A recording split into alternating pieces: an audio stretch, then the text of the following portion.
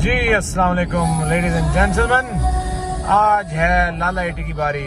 तो अंडरकोट करने जा रहे हैं हम जेल रोड, तो स्टे ट्यून्ड।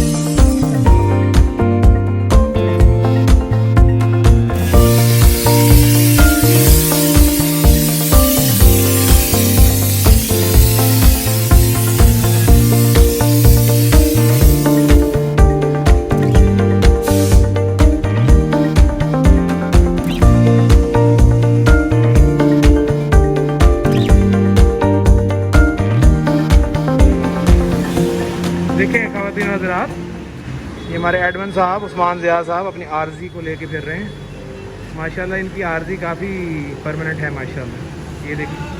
वालेकुम सलाम, क्या हाल है जनाब? ठीक ठाक है। ये देखें फिस्ट बम्प, ये अच्छा। तो ये बेसिकली है टोयोटा जेल रोड वाली, और उसी की गली में है हाजी साहब का दफ्तर नहीं, ऑफिस। हाँ, बड़ा करीब है, आराम से बंदा आ सकता है। लेकिन ये है कि दिन के टाइम ये गली भर जाती है।